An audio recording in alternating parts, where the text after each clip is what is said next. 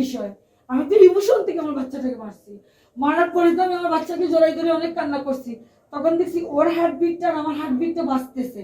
ঠিক তখন বাড়িওয়ালা বেটি এসে আমার মেয়ের গলা এবার দিয়ে পিছের দিকে ধরে টান মারছে। টান মারার লগে লগে কিন্তু চোখে দিয়ে নাকে দিয়ে চোখে দিয়ে পানি, নাকে দিয়ে এতটুকু বমি আসছে।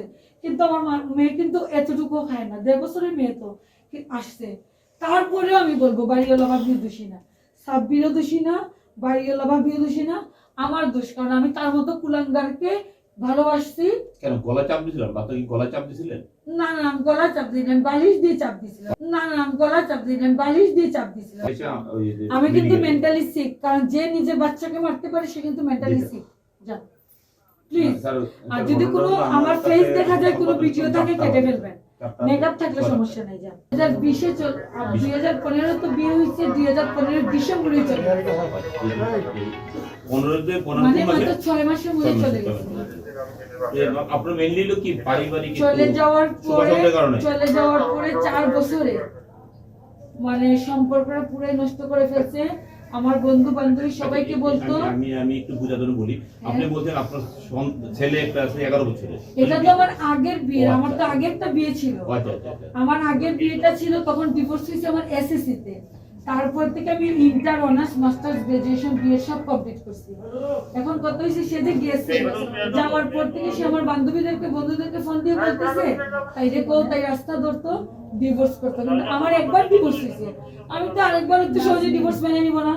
আর তুমি যদি আমার ক্যারেক্টারে একটা প্রবলেম দেখাইতে পারো, আমি অবশ্যই, আমার 10 লাখ টাকা কাবি। আমি বলছি যাও, তোমার কাবি নমা না। আপনি তাহলে আপনি কেন বাচ্চার মালিক না? আপনি হাজবেন্ডের সাথে জানা না, বাচ্চার মালিক। আমি আপনাকে এটা মাসুম বাচ্চা। আমি বলছি তুমি যদি আমাকে খাইতে না চাও, পছন্দ কখনো জোর করে হয় না। ঠিক আছে, তুমি 4 বছরে এতজন মানুষ ধরতেছো। ও নিজে উকিল ঠিক করছে বিদেশ থেকে বাংলাদেশে, একটা ফ্রেন্ড ঠিক করছে, ঠিক করে আমাদের সাইন দিছে। আমি কিন্তু সাইনটা করতে পারিনি, আমার হাতে কাঁপছিল, তবুও করছি। করার পরে পাঠানির পরে বলছে ও শান্তি, ওর সাথে আমার টোটালি যোগাযোগ বন্ধ। তার 3 বছর পরে আইয়া আমার বান্ধবী যেটা লন্ডন চলে গেছে, বেস্ট ফ্রেন্ড, ওর হাতে পায়ে ধরে, ভিডিও কলে কানে টানে ধরে আমি মাপ চাই, তাইকে ছাড়া আমার হবে না, আমার তাইকেই লাগবে বলে টলে আমাকে কনভিন্স করে ওর এক মামার বাসায় 3-4 রাত আমরা থাকছি। থাকার পরে যখন আমার বেবিটা আমার পেটে আসে, তখন সে এজাজ, সাইমন, আমি সবার নাম দিব, সবাই কোরআন শরীফ ছুঁয়ে বলতে হবে। কারণ এই দুনিয়াটা হচ্ছে মিথ্যার জগৎ, কারণ তারা বন্ধুর পক্ষ ধরবে। সবাইকে বলছে এই বাচ্চাটা আমার না, এই বাচ্চাটা তাই আরো কার। কিন্তু আল্লাহর কি রহমত, আমার বাচ্চাটা হওয়ার পরে ঠোঁট, চোখ, মাথা, চুল, নাক সব বাবার, শুধু গায়ের রংটা আমার বেশি, সব বাবার। কিন্তু চিন্তা করেন, যদি আমার মতো না হইতো, তাহলে কিন্তু প্রশ্ন একটা থেকে যেত যে এই বাচ্চাটা আমার না। আমি এতটুকু স্ট্রাগল করছি। আমি 3 মাস পর্যন্ত আমি পাগল ছিলাম, এই জিন্দাবাজার থেকে, বন্দর থেকে, শাহপুরন পর্যন্ত আমি পাগল ছিলাম। ওই বিষয় নিয়ে আমরা এই কথা বলবো। তো মানলেন কেন বাচ্চাটা? মানলেন এখন আমি বাচ্চাটা মারার কারণ হইছে ও দেশে আসছে, ও বাচ্চাকে সময় দিতে রাজি না। আমি তো শেষ, আমি তো একটা আমি তো নিজের ইনকামই নিজে চলি, আমার বাবা মার কাছ থেকে হাত পেতে আমাকে চলতে হয় না। কিন্তু একটা ইমোশনাল যে তুমি আসবে না আজকে, হ্যাঁ আমি আজকে আসতেছি, আসে নাই, কালকে আসবো না, না আসবো না, এরকম করে 3-4 দিন 5 দিন পরে সে এসে একটু সময় বাচ্চাটাকে কুড়ে নিয়ে সিএনজি চালানো, আমি চলে যাই। এখন আমি কি এত, আপনারা পুরুষ মানুষ ঠিক আছে, আমি বোঝানোর জন্য বলছি, আমি কি এতই নির্লজ্জ বলবো তুমি থাকো, কিন্তু হ্যাঁ বিদেশ থেকে আসার পরে তো একদিন বাসায় থাকে নাই কেন? আমাকে ভালো লাগে না, ডিভোর্স দিয়ে দাও। আমার ছেলে আছে, মেয়ে আছে, আলহামদুলিল্লাহ আমার একটা মোটামুটি ভালো কেরিয়ার আছে। আমি যদি মন দিয়ে পড়াশোনা করি আমার আরেকটা ভালো কেরিয়ার হবে। কিন্তু তুমি তো আমাকে জিন্দা লাশ করে ফেলছো। এটা তো ইমোশনের বিষয়। আমি তো ইমোশন থেকে আমার বাচ্চাটাকে মারছি। মারার পরে তো আমি আমার বাচ্চাকে জড়াই ধরে অনেক কান্না করছি। তখন দেখছি ওর হার্টবিটটা আর আমার হার্টবিটটা বাজতেছে। ঠিক তখন বাড়িওয়ালা বেটি এসে আমার মেয়ের গলা এবার দিয়ে পিছের দিকে ধরে টান মারছে। টান মারার লগে লগে কিন্তু চোখে দিয়ে পানি, নাকে দিয়ে এতটুকু বমি আসছে। কিন্তু আমার মেয়ে কিন্তু এতটুকু খায় না, 1.5 বছরের মেয়ে তো আসছে। তারপরেও আমি বলবো বাড়িওয়ালা ভাবিও দোষী না, সাব্বিরও দোষী না, বাড়িওয়ালা ভাবিও দোষী না, আমার দোষ। কারণ আমি তার মতো কুলাঙ্গারকে ভালোবাসছি। কেন গলা চাপ দিছিলেন? বাচ্চা কি গলা চাপ দিছিলেন? না না, আমি গলা চাপ দিই না, বালিশ দিয়ে চাপ দিছিলাম।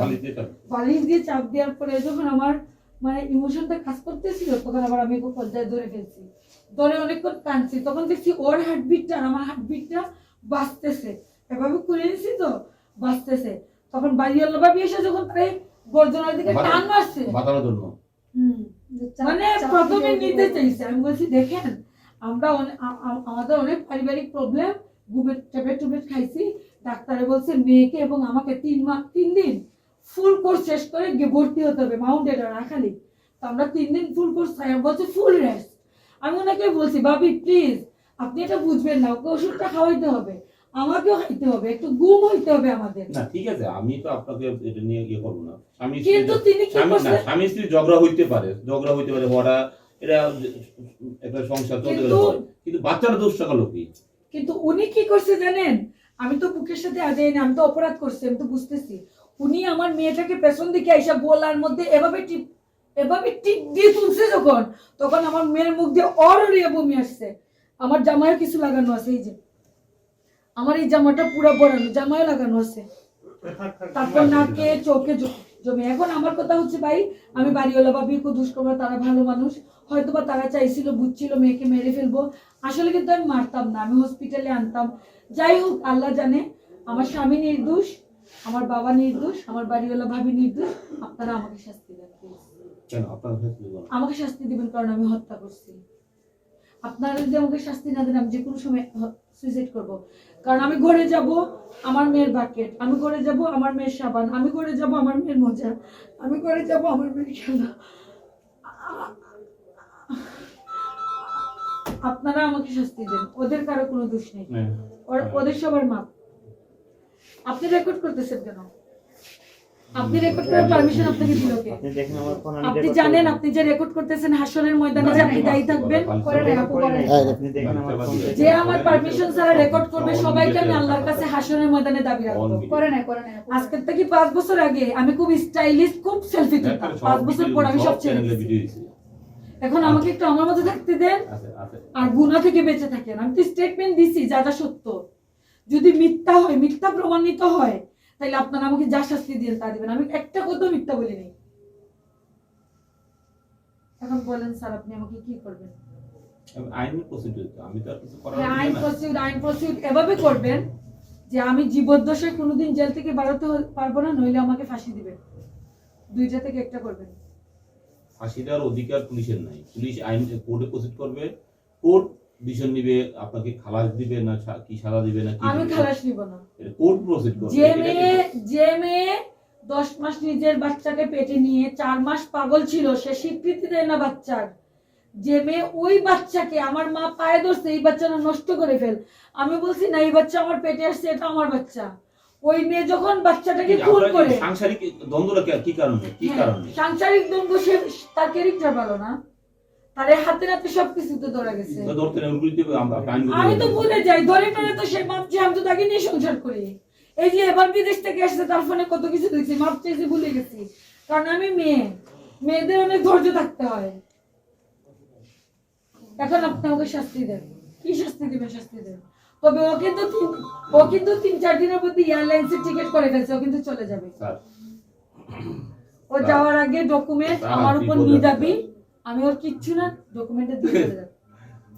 স্যার সব মিডিয়া বাইরে আছে, থানায় এসে বলছে স্যার, সব মিডিয়া। আপনারা প্লিজ আমার মানসিক অবস্থাটা বুঝলেন। আমি যদি সুইসাইড করি আপনারা সবাই দেই থাকবেন। স্বামী স্ত্রীর মধ্যে পরকীয়া প্লিজ দ্বন্দ্ব আছে, আপনারা একটু বাইরে চলে যান, আপনারা ওখানে চলে যান। খবরটা হলো স্যার, কারণ আমি যদি সুইসাইড করি আপনারা সবাই দেই মারা গেছে এসে আমি কিন্তু মেন্টালি সিক, কারণ যে নিজের বাচ্চাকে মারতে পারে সে কিন্তু মেন্টালি সিক। যান প্লিজ। আর যদি কোনো আমার ফেস দেখা যায়, কোনো ভিডিও থাকে কেটে ফেলবেন, মেকআপ থাকলে সমস্যা নাই। যান। পরে স্যার আমরা ওই পুলিশের জানাইছি, পুলিশ যাওয়ার সাথে আবার মধ্যে লোকজন নিয়ে এসে বলছে মহিলাকে নিয়ে থানায় আসছে, মহিলা থানায় আসে বলে সেটাই বলতে চাও। হ্যাঁ আমি সেটাই বলতেছি, আমি ফোন করছি, আমার মেয়ের মার্ডারার আমি, আমার মেয়েকে মার্ডার করছি। এক সাংবাদিক ভাই ফোন করছে যে নিজের সন্তানকে নিজে মেরে ফেলছে। হ্যাঁ আমি নিজের সন্তানকে নিজে মারছি। মেয়ে সন্তান 1 বছর 5 মাস।